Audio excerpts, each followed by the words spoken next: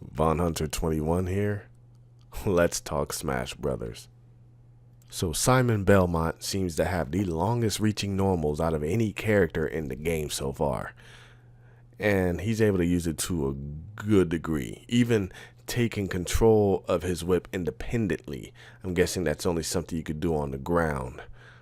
But aside from the vampire killer, he brings his other traditional items as well, such as his arcing axe throw, his piercing cross, as well as holy water, which tends to act like Ness's PK fire for a continuous burn. He's also got himself a dive kick and an uppercut, so he's quite the fighter.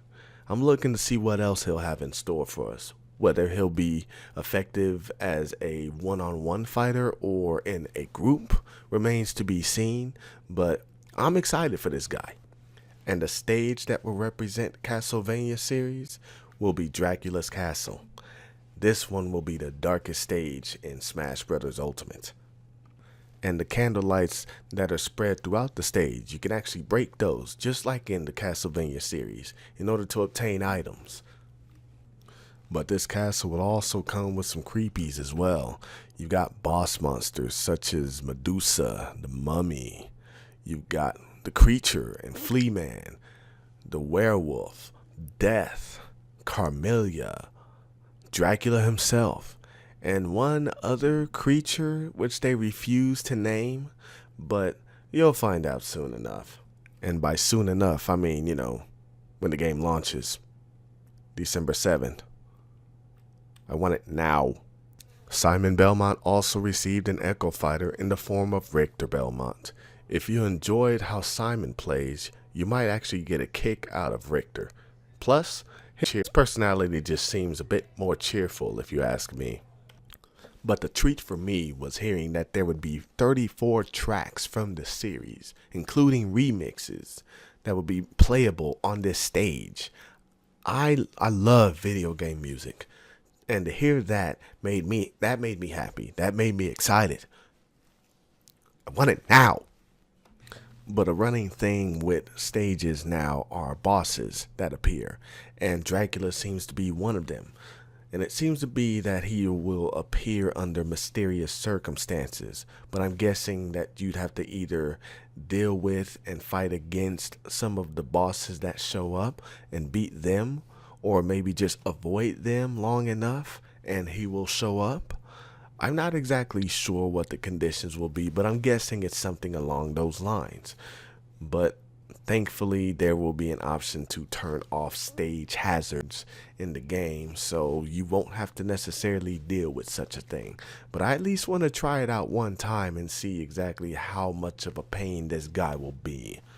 Castlevania will also have an assist trophy as well, in the form of Alucard.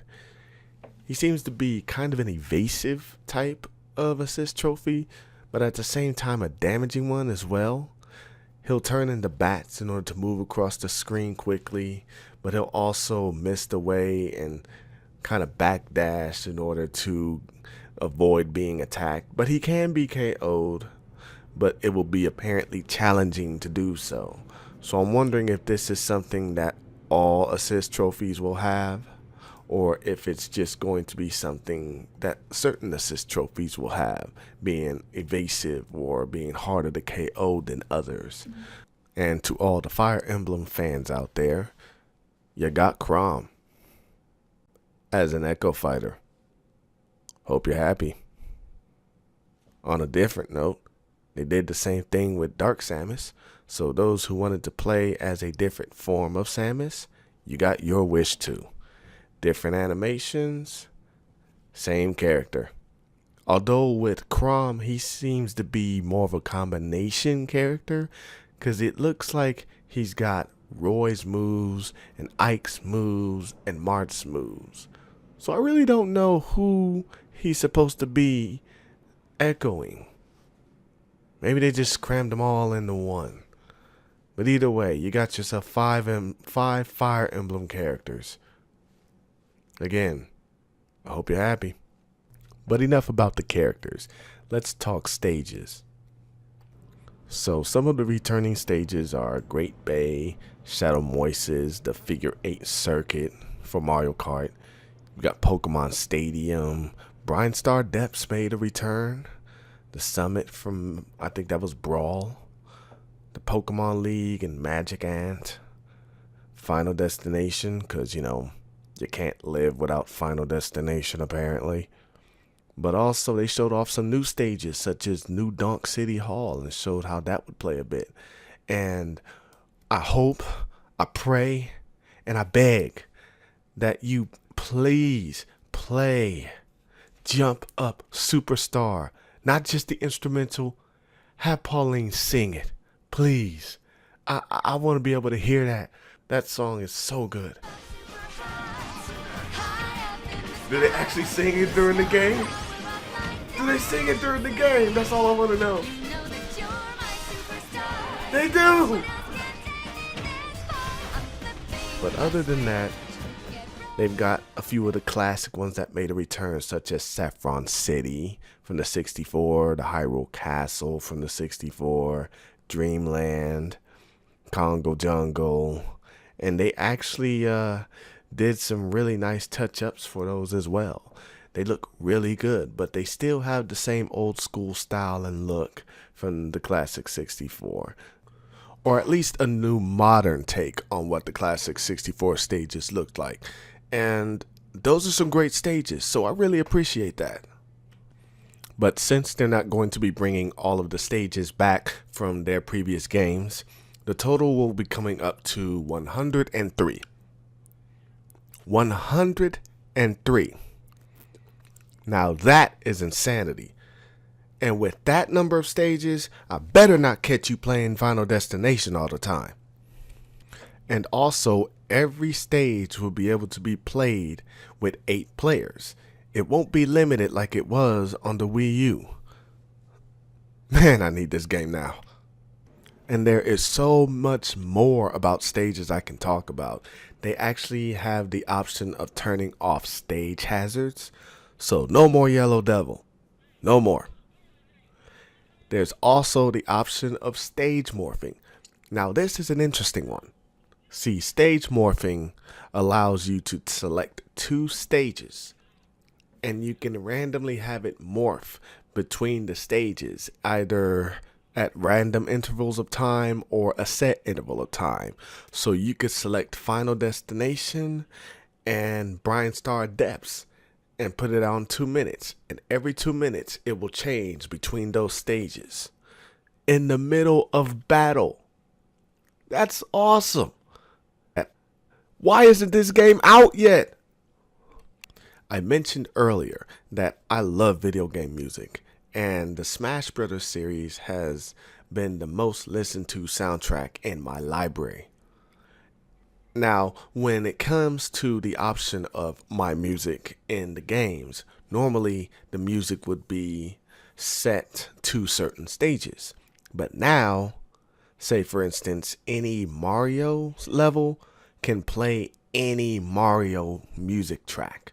So it's not limited to the stage you're playing on, but only limited to the series that you want to play, which is amazing. I like that. And they have such a big repertoire of music, especially for Zelda, for Mario, for Metroid, for F-Zero. When is that game coming back, by the way? But when it comes down to how much music is going to be in this game, they say roughly 900 tracks, including all of the remixes that they'll be doing. Man, I gotta hand it to these composers. They do their due diligence and get their work done. And I love it. And if you're like me and want to listen to the music outside of playing the game, you can do that too. You can make your own playlist, plug in a set of headphones in handheld mode, turn off the screen, and just jam to the music. You don't even have to be playing the game. The screen ain't got to be on. You can just sit there and listen to the music. It sounds a little odd for such a large handheld system to do that, but at the same time, it was something that was done with the 3DS. And quite honestly, I would just plug my auxiliary into the speaker and just leave it alone and let it play. I am that much of a fiend when it comes to video game music. Normally, when you start a game of Smash Brothers and you want to fight someone quickly, you just go to Smash, go through the character selection screen, choose a stage, and then you get right to it. But this time they decided to change it up a little bit. Actually, quite a bit. First, you're changing your options on how you want to play the game. Do you want to play a stock battle? Do you want to play a time battle? Do you want to play a timed stock battle? How about stamina? Do you want to play sudden death? Speaking of sudden death, that has changed dramatically too. So instead of random bombs falling out of the sky, you'll have flames at the edges of the screen that slowly start to zoom in with the camera view, getting towards the center of the stage, shrinking the blast zone to where anybody who touches those flames are done. No more random bombs. Thank God, because that was annoying. But anyway, back to the stage selection. At that point, your options would be if you just want to have someone choose the match, or you choose an order of player, the loser gets to pick, or maybe it's the stage order you want. Would you like to be on Battlefield and Omega, Battlefield only, Omega only, or just random? So anyone here a fan of Street Fighter? No, not Street Fighter 5. I mean Street Fighter the series. Oh, good, I have your attention. Well, there is an option that allows you to put something called a Final Smash meter into the game. Now, this basically allows you to build up this meter as if it's a super. I'm guessing the more you take damage or dish out damage, it'll build up the meter accordingly. And once you fill it up, you'll be able to activate your Final Smash. Now, it's said that it's not as powerful as the original Final Smash coming from the ball itself. However, it's a nice little addition to where you don't have to fight for the Final Smash, but you're fighting to gain meter to use your Final Smash. There will also be 2 new battle modes as well. One of them called Squad Strike, the other Smashdown. Squad Strike is a 3v3 or 5v5 elimination match where each team fights until there's only one team left standing. Smashdown is an elimination of a different variety, where characters that are chosen in previous matches won't be selectable in the upcoming ones. So, I guess I'm gonna have to learn how to play with maybe more than 2 or 3 characters, huh? They'll be bringing in new items, Pokemon, and assist trophies. But what stood out to me was an assist trophy that had been brought in from a series that Smash Brothers hasn't touched yet, and that's Monster Hunter. They brought in the Rathalos, the Monster Rathalos. Now this was impressive because 2 things. It was brought in on a stage that I had not seen before, and it could not only be used as a boss, but it also could be brought out as an assist trophy. So I wonder how that actually will function. Will it actually just show up on certain areas as a boss? Or will it be as an item that you pick up that will turn into a boss? I don't know how this is going to work, but color me intrigued. This also brings another question to mind. Are they going to be bringing anything else from the Monster Hunter series into the game? Perhaps a character? Maybe? That would be awesome. So they showed off the menu layout for the game, and I have to say, it looks nice. It doesn't look convoluted, it doesn't look cluttered, and they have a menu to the right that allows you to access everything, ease of access I should say. So I think people would like it. I hope that it's touchscreen though. The Wii U was not touchscreen. That was a mistake on my opinion. However, there is one thing that I wish they would have mentioned, and it's right there. They're not going to show it. They're not going to show that. Not yet, at least. But overall, I've got positive reviews about this Direct. They showed off a lot of stuff that I was looking forward to. They showed a lot of stuff that I'm sure everybody else had been looking forward to as well, including King K. Rool. Yes, they put him in Smash Brothers, and he looks awesome. It's about time we get another Donkey Kong representative, as well as a new villain in the game. We don't have too many of those. I think there's only two. But either way, I really do enjoy what happened with this direct. And I'm looking forward to more. I'm looking forward to the game. I need it now. Don't care how I want it now.